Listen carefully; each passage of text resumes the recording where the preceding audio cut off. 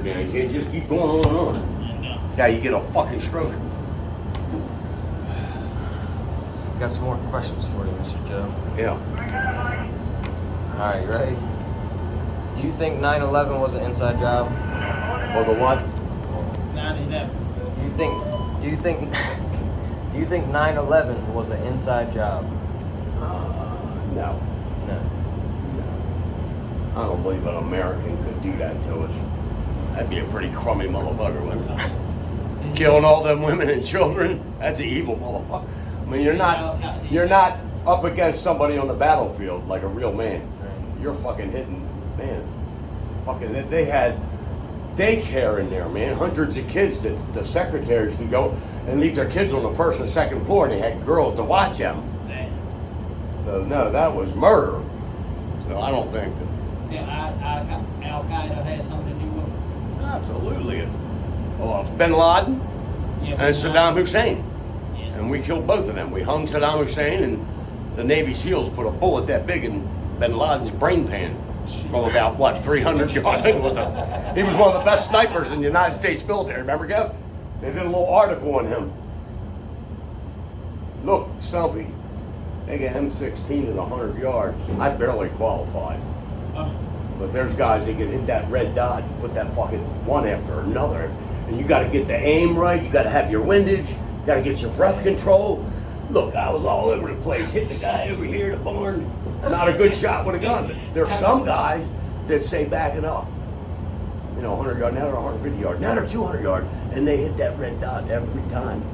And you got to squeeze the trigger. You can't pull the trigger. There's so much shit about a rifle that I never got it. You know what I mean? Did you, Kev? You was Army. You had to have it. Trigger squeeze. You gotta squeeze it until it like kind of surprises you almost. At 100 yards or 200 yards? Up to 300 meters on an M16. I never owned a gun. That's a fucking shot. All I know is about that. Very cool. All right, next question. This was mine. Tell me about Socrates. Who was Socrates? Socrates? Yeah. Oh, Socrates was a Greek philosopher.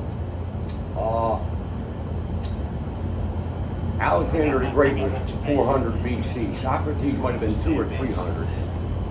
It was the golden age of the Greeks. And he might have been the smartest man in the world. He was a mathematician. He had ideas on democracy, a farmer, a scientist, and a lawyer. And they were scared of him. He was so smart. And I think they poisoned him. They might have poisoned him with hemlock. That was his death sentence. I think. Yeah, they were just so scared of him. But one of the smartest men that ever lived in the world was Socrates. Yeah. Okay. Boop, boop, boop. Next one.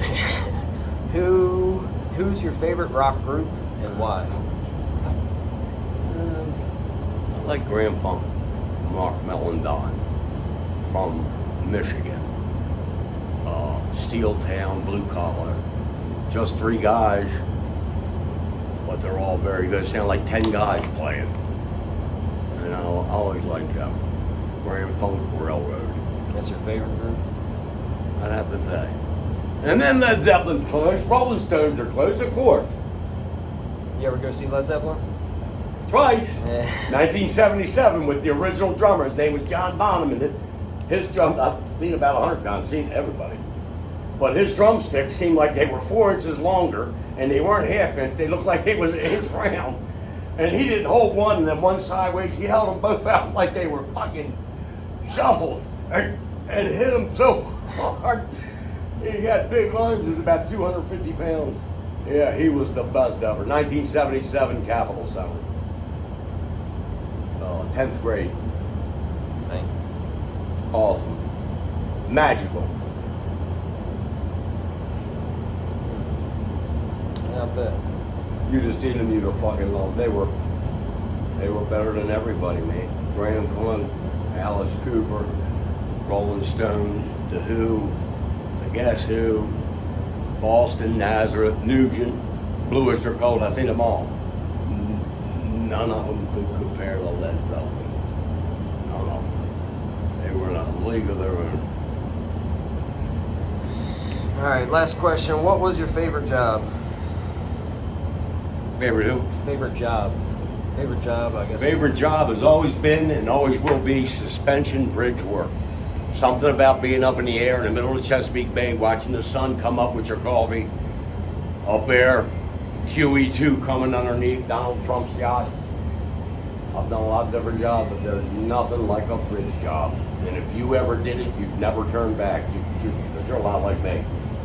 You get up there by yourself, the fucking birds are flying by, looking you in the eye and shit. You know, hey, you got a fucking bullpen on your pal? Yeah, it's the girls that are going to Ocean City in the summer coming by, wearing a fucking orange van, pulling her top up. Hey, boys, see you in Ocean City. Next thing you know, you're drinking your coffee with your dick. You have a hard on. You know. I mean, it was 1988. My son was born that year. My oldest son. He's getting old, isn't he? 88, 88, 98, 18. He's 34. He's 34. How old are you? 33? 33. That's how old my oldest son is. And then little Nicky's 30. He's 4 years younger.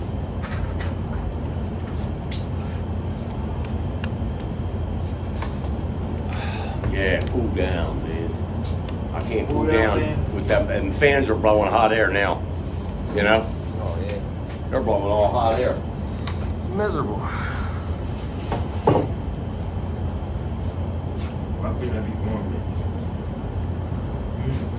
All right, Joe. Well, that concludes our second interview for today. You better not have me on no billboard on North Point Boulevard, you motherfucker. Me and Mike were talking. We were talking last night. I know you. Mike's idea. He said, "How much does it cost to rent a billboard?" Nobody loves to laugh more than me. I don't give a fuck if it's laughing at me. A day without laughter is a wasted day. Wasted day, I say. No matter who's at the end of the joke. All right, Joe. Well, thanks again. How many days have we had back there where we laughed all day long? Oh, yeah. All fucking day. Every day, right? All fucking day.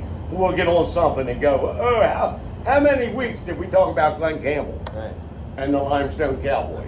About a month? Oh, yeah. I mean, Every we were day. stuck on that Every one. day like a retarded. Thank you. Boy, that